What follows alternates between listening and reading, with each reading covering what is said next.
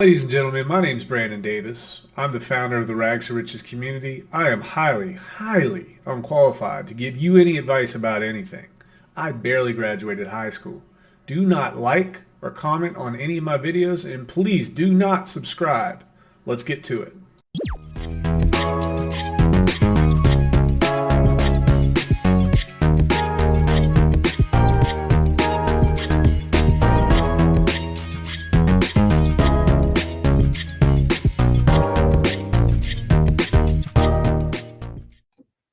Hello, everybody, and welcome to the podcast. I am your host, Corey C. I'm here with a very special guest today. His name is Rags to Riches. I love that name. It really is an inspiring name. I really appreciate it. And I want to let everyone know that I actually found him on YouTube because of his work and his passion for HEX and Pulsechain. How are you today, Rags to Riches? Man, I'm good, Corey. Dude, thanks for having me on, man. I always get excited to be able to talk to different people, man, from the community, and it's a pleasure to be on here. Thank you very much. Absolutely. I'm appreciative myself too, as well. I mean, I'm really appreciative to speak with you and to learn about your perspectives on HEX and Pulsechain as well. So, I gave you a little introduction, but would you want to introduce yourself to the audience? Yeah. My name's Brandon. I'm the founder of the Rags to Riches community. We've had this community up for about a year now. I talk about cryptocurrency. I talk about politics. I talk about life. And I just tell people to make sure do not like, do not comment, do not subscribe, because it's not worth your time or mine. So please don't. And that's that. That's hilarious. And I like how you're able to amalgamate cryptocurrency and politics. It's a wishy-washy subject, especially. Dude, that's a triple word score there, man. Amalgamate. Well done. Thanks, mate. It's been a while since I heard that one. So that's definitely it's definitely not an easy feat to be able to do that, especially with the divisiveness right now. So God bless you for being able to do that. Well, we're fortunate in that the way that current world events are going, it's forcing cryptocurrency and politics, geopolitical type things all together right now. So I think we'll see more and more of that. Absolutely. That's a great point.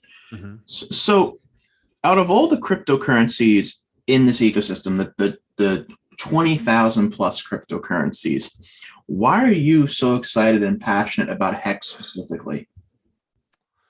Yeah, that's a good question. HEX is an interesting project because I personally seem to gain a better understanding of its implications as time goes on, pretty much every day. Mm-hmm. The reason I like HEX so much is HEX is designed to appreciate by incentivizing people to stake. And why is it important to stake HEX? By staking HEX, you're able to outperform the inflation rate of HEX. Mm-hmm. So what does that really mean? It means, sure, you could hold HEX and it could go up another 1,000x from here or more. But because it's inflating and you're not staked, you're not getting yield off of that. And the inflation is actually eating you up. So the thing that I like about HEX is you stake, you get to fight your impulses to pull out of the market. And your returns will actually be astronomically higher because your staking produces yield that you wouldn't get simply by just holding a bag. It's quite brilliant, in my opinion. It's very well thought out. And I don't think there's much of anything out there that comes close to mimicking what we have with HEX. I absolutely agree. I was very intrigued in the concept of delayed gratification, the ability to have people not be so imprudent with selling their assets at a time that may not be the best idea.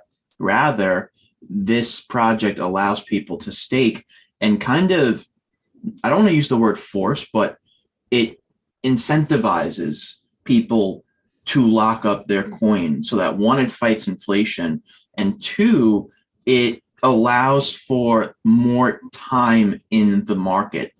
So with that being said, What would you say is the most valuable component of the HEX ecosystem, and why do you think so? Why do you think that? Yeah.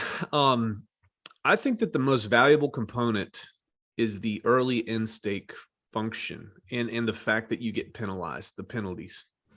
This provides a source of pain for those who are paper handed. It makes them truly consider kind of, whether or not they pull their principal out on the market.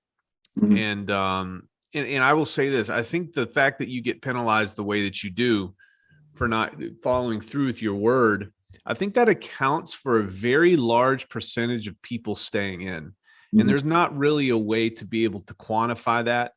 But with that type of function and all the users that we have and the millions and millions of different decisions that we all make every single day, I think that is a really, really big safeguard for HEX and HEX price. So I actually think the most important part is the fact that you get beat upside the head if you don't follow through with your word with the stake.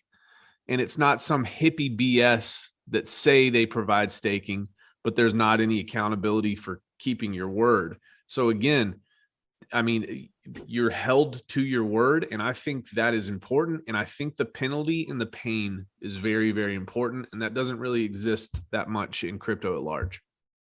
It's a very interesting perspective in the idea that penalization is a good thing, and most people wouldn't say that until that perspective comes up. That yes, this does help. This keeps people from being imprudent, from selling at a time that would not be beneficial to them. That's a very interesting perspective. I like that. Well, And it's two things, man. It's in life, the way that you learn lessons are one or two ways. It's either by pleasure or by pain, right? into that, The pleasure part's not going to come for a while, but the pain part is always there, right? Staring at you in the face. And it's so important because we've got so many people in crypto that don't know anything about finance. They true. don't know anything about dollar cost averaging. They haven't been on this earth long enough to build up a nest egg. They haven't been here for 30 years. They haven't been involved in traditional finance. They never talked to a financial advisor. Right. So they don't know what it means to put $300 or $400 or $500 back every month. Yep. And if you don't, there's major, major problems. So this part is actually a teaching tool, using pain to teach, but it's a lesson that many people need because they've never been taught. I absolutely agree.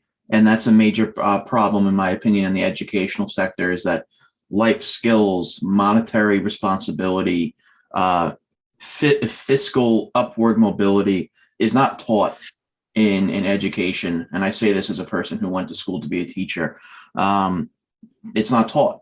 We're not preparing kids, we're not preparing adolescents to understand the concept of money. We're teaching them the concept of how to prepare for work. And I'm not sure how I feel about, well, I know how I feel about that. Why do you think that is? Let me ask you that. Oh, Sure. and there's no right or wrong answer. No. Why do I think that is? Because the modern day education system is still focused on the Fordist mentality that's based on the assembly line, preparing people to work in a sector where there's something actually called the banking method.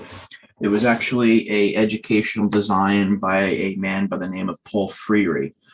And he believed, and this is completely wrong, but he believed that just giving people ideas and giving people facts without telling people their facts teaches people. So if I tell you, for example, 2 + 2 = 4, but I don't tell you what 2 is or 4 is, it doesn't matter. You know what it is. There's another concept that's even more sad in the educational sector called the hidden curriculum. It was an article written by a woman by the name of Jean Anion in the 1980s. And the hidden curriculum is basically schools teach in a way that's in accordance to the economic position of that neighborhood. So let's say you're in a school in a poor neighborhood. How the teacher is going to teach, and what's the environment of the school. The school is similar to a jail.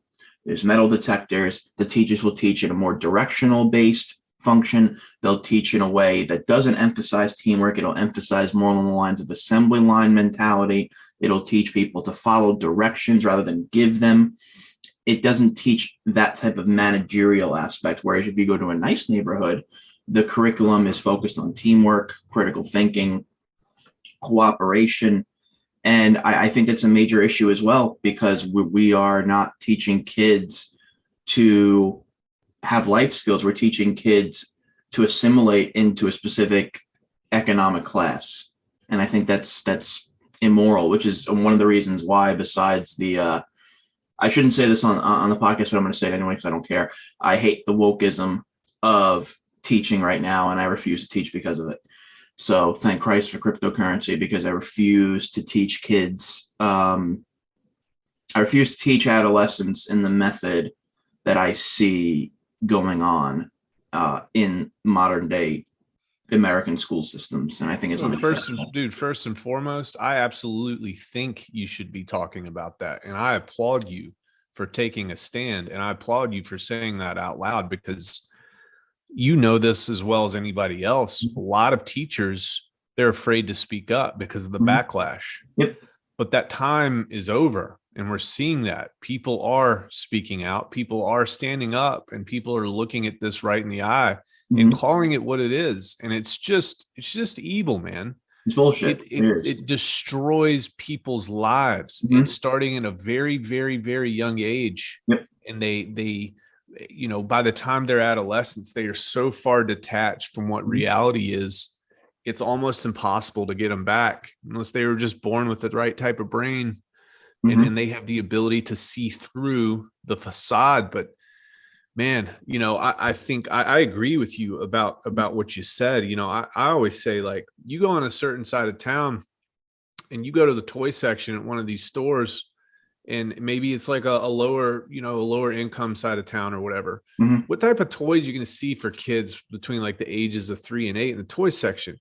You're going to see Joe the plumber. You're going to see construction workers. You're going to see all these toys that correlate with jobs that are in the lower class. And you talk to a boy and you're like, hey, what do you want to do when you grow up? And again, there's nothing wrong with being a construction worker, but at the same time, they're grooming them to fill a space, and they're not kind of giving them the opportunity to, you know, you go on the other side of town, it might be a little bit more wealthy. A lot of those toys, I know it sounds crazy, but try it out, folks. It's not crazy. You see doctors, for example, you know, Timmy the doctor or Suzanne the doctor or whoever the doctor. And it's different. It's completely different. Yep. So they are grooming people to be assimilated in the roles that the government and the society needs. And they do that in a very subversive manner from a very, very early age. Yep, I agree. I couldn't agree more. And the funny part is that when I started learning about that, the more I got turned off of being a teacher. And like when I started student teaching, and I really started seeing, I know we're getting a little topic, but I don't mind. When I really started student teaching, I really started seeing the teachers pursuing their own political agenda, telling kids that they're basically victims. Like the stuff you see on TV is not based on, is not subjectivism. It really is happening. And I can speak from this. I know most people say, oh, anecdotal evidence is not objective evidence, but it is, because it's based off of an empirical approach. So when I see and I hear teachers in the lounge saying that this kid's not going to go anywhere, or we're going to have to teach in a certain way, or when I'm sitting here in the back of the room listening to a teacher who makes $150,000 a year, who's the VP of the teachers union, talking about how America is in a free country and that creating a victim mind state. What do you expect this generation's what's going to happen to this generation? They're going to be a bunch of self-entitled victims. And that is more universal in the teacher's sector than you would want to believe. Self-entitled victims, self-entitled monsters. But guess what? You know what? I believe that it's out of control. You know why? It's because I went to school with these people. Yep. These are my peers. These people that you know, it's crazy how easy it is to get a teaching degree and then get into a point in society where you are molding the minds of young children. Yeah. And these young children grow up to be leaders of the community. Yep. But it's all part of the plan. This is all part of it. And it started a long time ago. They implanted these ideas and this victimhood mentality and these self-entitled monsters. This all happened decades and decades ago. Yes, it did. And now it's just like a runaway train. Yep. And you have to, I tell people this on my Twitter all the time, like seriously consider not putting your children in public schools ever. I agree. I absolutely agree. It's an arm of the state. It's indoctrination. Mhm. Universities are indoctrinating people. If they didn't get you in middle school or they didn't get you in elementary school or high school, they're going to get you in university. Yep. There's only so much that the human mind can be bombarded with before it starts believing. I agree. And I've seen that with my friends. I've seen that with people who I would never have thought would have flipped that switch. They get out after 4 years and they just, they lose their faith. Mhm. They have no confidence in existing institutions Mhm. in the United States, this or that. They believe that the United States is the most evil thing ever to exist Yep. in the history of the world, when it's completely the opposite. Mhm. So, yeah, there's a lot that needs to be discussed, but it starts with people like you who are standing up and talking and speaking truth to it. So thank you. No, I appreciate that. Debauchery causes nations to crumble. Does. And Moral and ethical rot. yes, as well. it does. Yeah. Exactly. You can consolidate all three, because that's exactly what happens. Mhm. And maybe one day I'll decide to go back. Well, I think you would. I think you would be a huge asset. You just got to find somebody willing to hire you. That's the problem. I gotta get out of New York, and I'm sure you know why. Yeah. So let me ask you. Let me digress, and let me ask you this: where do you see HEX in 2 years' time? Yeah, I think that, believe it or not, this is a good time to have this discussion. I think that the tipping point for HEX was the interview with Bitcoin Magazine recently. Yes. It was you got a high profile organization. It's got an inordinate amount of influencers that actually follow their content. Yep. I think that you'll see influencers, which again are the force multipliers in terms of marketing for HEX, get more and more involved, especially after that interview. When you had somebody with the pull that guy has, and he does interviews and he's on podcasts all the time, he's on streams all the time, he got absolutely dismantled. Yes, he did. Richard. And I'm not saying that from like I don't like to be the, oh, you got murdered, bro, type of guy. But the thing about maxis is they can't compete in a stadium of ideas with Richard. Very good point. They just can't. So the next thing that you see is they resort to calling him fat on stream or doing whatever they did, which was complete garbage. It was pathetic.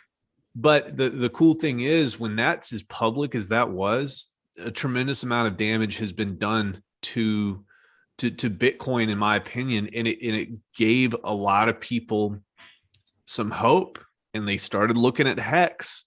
So I think force multipliers in terms of marketing, and especially when those influencers get involved, and subsequently the audiences of those influencers will get more and more involved. We're just leveraging up.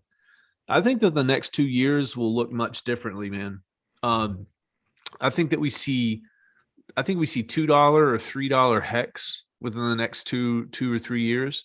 I think we see rapid adoption as more access kind of becomes available to HEX through traditional markets and VCs, et cetera, and hedge funds, et cetera. I think that from a geopolitical standpoint, I think right now we're going to see a race to get as much hash power as possible across the world for Bitcoin. And what you're going to see there is money piling into the crypto market at large. We're at like a 2 trillion market cap right now. Yep. I think we see a 10x. So we had 10 trillion to 12 trillion market cap, potentially maybe 15 trillion market cap in the next 2 to 3 years. And a portion of that money is going to be reserved for HEX. People are going to get into it. And especially, every day that passes, lends more and more and more credibility to Hex because it hasn't failed. It's got the uptime. It's creating millionaires constantly. This next bull run is going to be absolutely insane. So, I think we just have exciting times. I think that HEX, truly is early. We're 2.5 years in. It's coming up on 3 years in, and it's going to be huge. I really do. No, I absolutely agree, and I wanna highlight the ridiculous ad hominem arguments that Bitcoin Magazine came up with. I think that really goes to show that the amount of followers someone has isn't indicative of their maturation or their ability to lead in differences of opinion. And I watched that entire debate, and I really thought it was pathetic from the Bitcoin Magazine's side. And there are some maxis now that are talking about on Twitter, like, they like Richard Hart's style. And yeah. And I'm like, good, because you know what? That was pathetic. Like, you're talking about fatness. Are you kidding me? Like, this is about Bitcoin's proof of work consensus algorithm versus Hex. And like, you're bringing up the way someone eats. Like, come on, who gives a shit? It's really difficult for them. And here's why. They made a wrong decision a long time ago. And the wrong decision is, like, if Hex does something right now, if Richard does something right now that, in my opinion, is unethical or immoral, I'm going to pivot away from Hex, and I'm going to pivot away from Pulsechain, and I will pivot away from the ecosystem. Of course. All right. But the decision that they made was they built their entire brand on top of Bitcoin, and they're afraid to lose it. So in those types of situations, they have to do whatever they can to grasp at straws to keep their reputation alive amongst the Bitcoin maxis. And I think that's what you saw. Yep. He was trying his best to save face and trying his best to get snippets where he could just throw it back and at Richard, and it's all BS and it's not full of substance whatsoever. But that's what you see across Twitter everywhere. And people, they trash me for saying do not like, do not comment, and do not subscribe.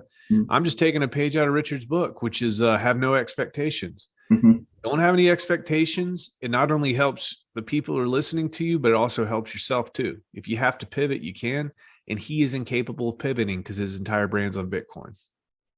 That's a very interesting perspective. I agree. That closed-mindedness does not allow for different notions of idealism to come into your mind, and therefore you become cognitively dissonant when you have other ideas that are conflicting with your own, that are basically destroying your own ideas, and you become more aggressive. And that was the result, in my opinion. Who's the richest podcaster in the world? It's probably Joe Rogan. Joe Rogan, yep. Every single idea imaginable is there. In fact, people hate him for talking about the ideas, but he continues to do it. Yeah, that guy's got a testicular fortitude that's unmatched. Got to pick his balls up with a backloader. And you know what, though? Good for him, man, because, with this garbage woke culture, I'm glad that he's got some balls to be able to talk about what needs to be discussed without being afraid of being canceled. And you're so large that, you know what, if Spotify wants to cancel me, I'll do it on my own, and I'll probably get more files from doing it. He's got the UFC, dude. It doesn't matter. Exactly. So, you can't be held hostage, man. You can't become there can't be a slave master relationship. No. And one thing that people will understand as they move forward in life, and I'm beginning to understand very well, is you've got to cut the shackles. You have to be independent. Individuality and self-sufficiency is the most important thing. And those types of things also are the most important thing for society. Yep.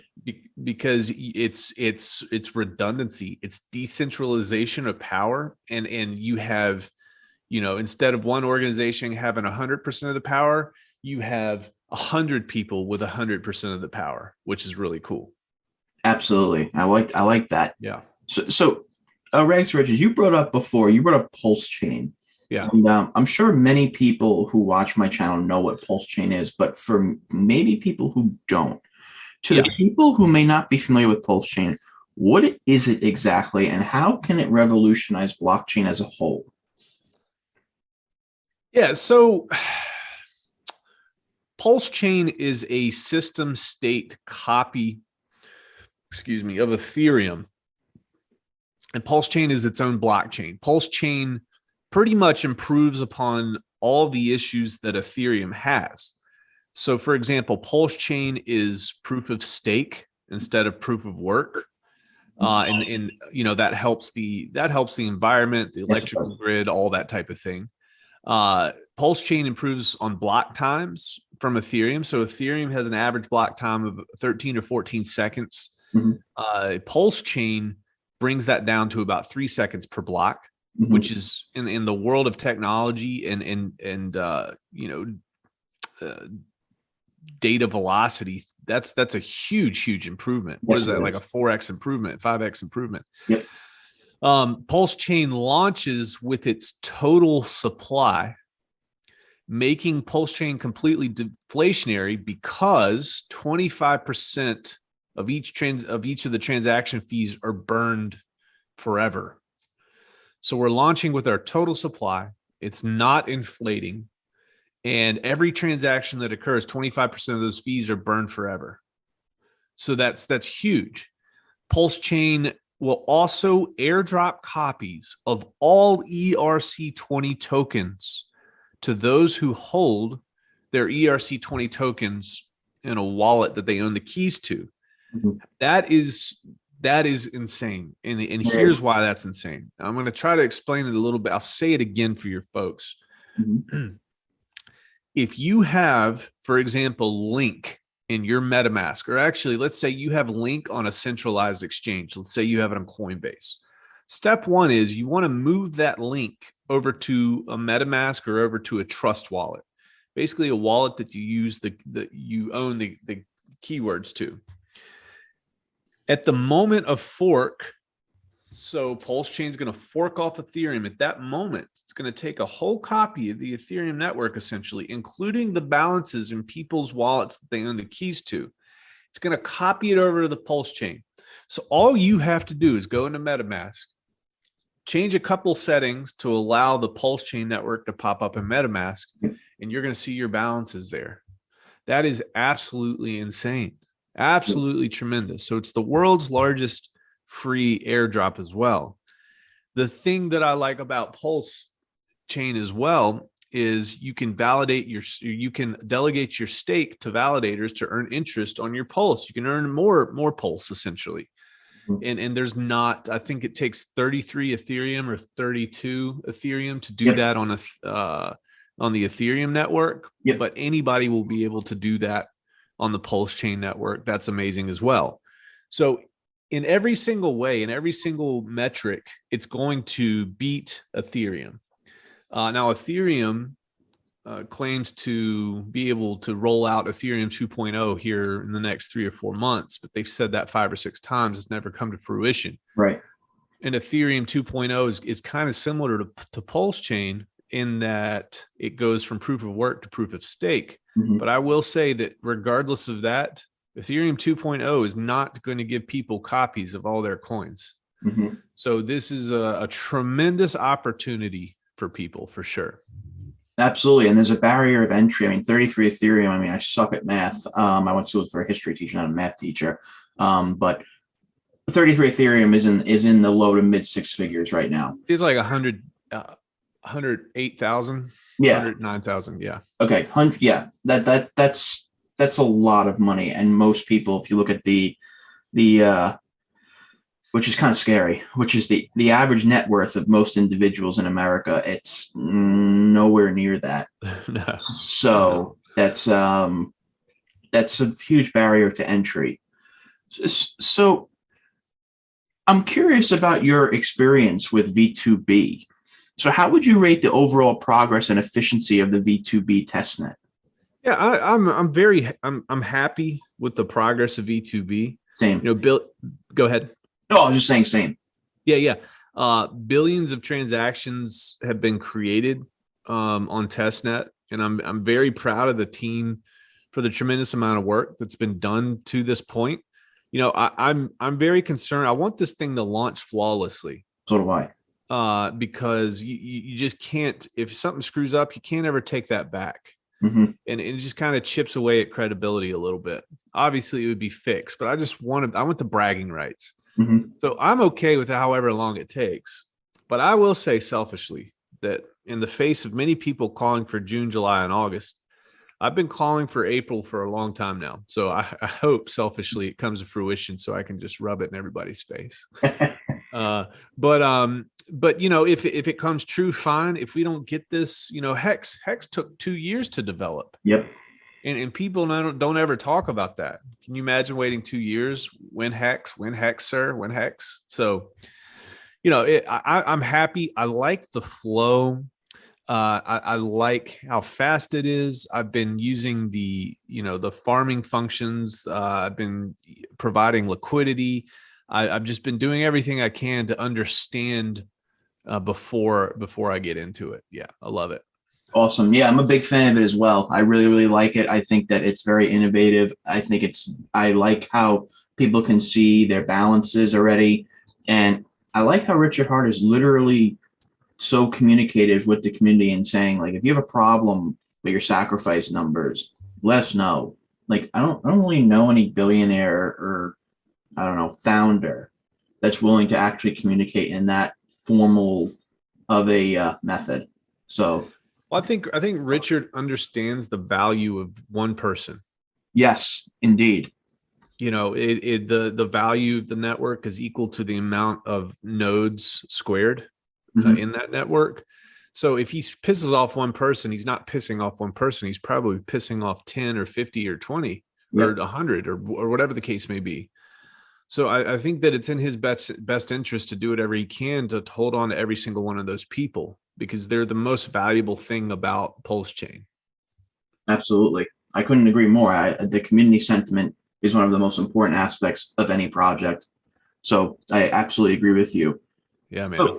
So now I want to segue just for one question is what is Pulsex and how will it assist in the expansion of the Pulsechain ecosystem as a whole? Yeah, so I was talking about a second ago, we were talking about the test net. I'm talking about farming and liquidity. So part of the test net is you can go into Pulsex. So what is Pulsex? Pulsex is going to be Pulsechain's primary exchange, and it works kind of like Uniswap does on Ethereum. So it's going to be the world's kind of largest yield farm. Every time people swap from one coin to another on Pulsex, you have liquidity providers. They earn fees as a reward. So what's a liquidity provider? Well, when you open up a new bank, you need money to be able to open up a new bank. So what do people do in a small community? They go talk to the doctors and they talk to the lawyers. They say, hey, man, will you throw in 500,000 for this new bank? Hey, man, will you do this? So you get 10 or 15 or 20 or 30 people. They throw in money and now you have a community bank. You hire a manager and do all that. So it's very similar with liquidity providing. They are incentivizing the users who have two sides of a pair to be able to put that money in there and earn rewards. Well, I still don't understand, Brandon. What the heck does that mean? Well, let's say that you have USDC and you want to switch it out for HEX. Well, there's an actual USDC and HEX pool. So you can take your USDC, you can throw it in this pool, and then out pops HEX. So that's liquidity providing. You're providing both sides for the people that don't know. So, and you can earn extra rewards for participating and helping the network in that way. So users can also bridge in their ERC20s, and you can pair them with the free PRC20s in order to provide liquidity and earn fees. Remember how I said we were going to have an airdrop? Yes. Everything that you had in Ethereum was going to be airdropped over to Pulsechain. So you're going to have, let's say, Link. We'll use Link again, for example. On the Ethereum side, you have Link. On the Pulsechain side, now you have a P-Link. Mm-hmm. All right. Well, what about all those people who want to trade their Link for P-Link? Well, guess what? We gave you one side of that trading pair for free. So you can take your Link and you can take your P-Link. You can put them together in a liquidity pool. And everybody who wants to come in, they can use yours. And you can basically gain interest and get yield and rewards for that. So that's also a huge, huge, huge advantage of airdropping all those coins because so many people would be able to participate. I think, Pulsex is going to be the most liquid exchange on Pulsechain. I agree. And the initial liquidity for Pulsex comes from a bot, and that's called the AMN ratio fixer bot. And what it does, it harvests about 99.9% of most of the coin's liquidity from Uniswap, SushiSwap, and a lot of other different markets at launch. And then it kind of creates different pairs on the Pulsex exchange, and it adds the liquidity that it's harvested with fresh PLS to make Pulsex the best decentralized exchange on Pulsechain. So, and there's just so many other things. The trading fees, they're just going to be dirt cheap. You're going to have an automatic buy and burn function. So, every time a transaction is created, a certain amount of those fees are going to get burned forever. And it's going to be deflationary. It's just so many good things with Pulsex. Extremely well articulated, man. Like that literally highlighted basically everything of Pulsex. So I really appreciate it. I just learned some stuff. So I appreciate that, brother. So let me ask you this, and this is a very speculative question because Pulsechain's not even out yet. But from a speculative standpoint, with all that's going on within and all of the projects that are being built, and I'm trying my best to interview all these different projects that are launching on Pulsechain, where do you see the Pulsechain ecosystem in, let's say, 2 years? Yeah, that's a good question. I think that Pulsechain is the biggest sleeper in crypto. I agree. And it's also the biggest story in crypto that no one knows about. I agree. I don't think that you could. I've not heard of another cryptocurrency that has had just shy of $1 billion sacrificed for one, and then over $1 billion sacrificed for the DEX. And how come that's not headlines? We already know why it's not headlines. It's because of the interview we had the other night. Because the people that run the show, they've been entrenched for like the past 7 years, and they run the news organizations, and they don't like Richard, and they don't like what he stands for, and they are behind Bitcoin 100%, pumping their bags, and that's why people aren't hearing about this. That's why it is a sleeper, but that is also simultaneously the biggest reason why you should be in, because nobody knows about it yet. All right, so I think in the next 2 years, I think we're going to have a steady onboarding effect of millions and millions of users after they find out over the course of the next 5 years, wherever they fall in that timeline, that they have tokens on Pulsechain that they didn't know about. I think the fact that we get airdropped those tokens, and sometime in the next 2 or 3 years, Susie finds out that all she has to do is change some settings in her MetaMask, and all of a sudden she has copies of all that link that she had Ethereum. She's going to completely freak out. And that's going to be, I think, the biggest marketing success story in crypto history. I absolutely agree. Because it's just going to be such a steady burn over such a long, people are going to be finding out about these coins in 10 years in their MetaMask. And they could be worth millions of dollars at that point. If the crypto market cap 10Xs or 20 or 30Xs, it's going to be completely insane. So Richard is creating a vertically aligned ecosystem that makes people, once they find out that they have those coins and those PRC20s, it's going to make them very, very, very sticky to what we have going on. And the ecosystem is not finished being built out. We still have, some type of margin trading that he's talked about. We still have a wallet that he's going to be building. We've got HEX, and that's the certificate of deposit on the blockchain. We now have a native token in Pulsechain. So once people find out about this, it's going to make them sticky. They're not going to want to leave anywhere else. Exactly. And especially because of the community. The thing I like about our community is our message is aligned from top to bottom. The guy at the top is saying the same thing as the guy at the bottom. And it's not because we've been trained mindlessly to do it. It's because it's logical and it's truth, and it makes 100% sense.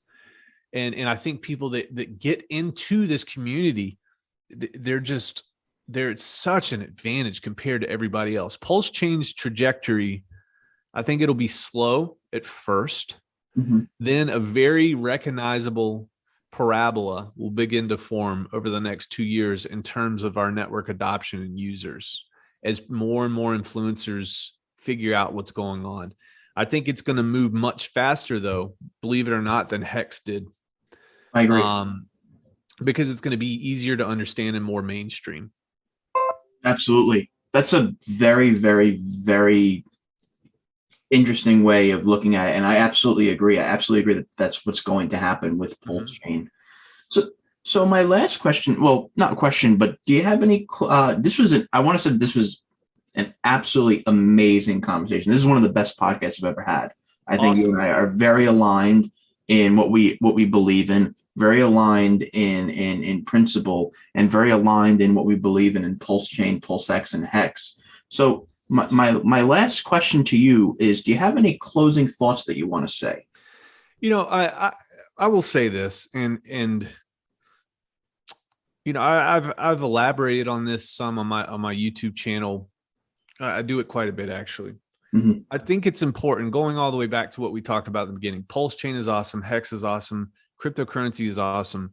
But the really awesome thing is it's freedom and liberty, man. And these are things that are trying to be crushed at the highest levels. Yes. And I do my best to outline the evidence for these types of things. And I don't like to just talk out of my backside and act like I know what I'm doing. I don't know a lot, but what I have found out has scared the heck out of me.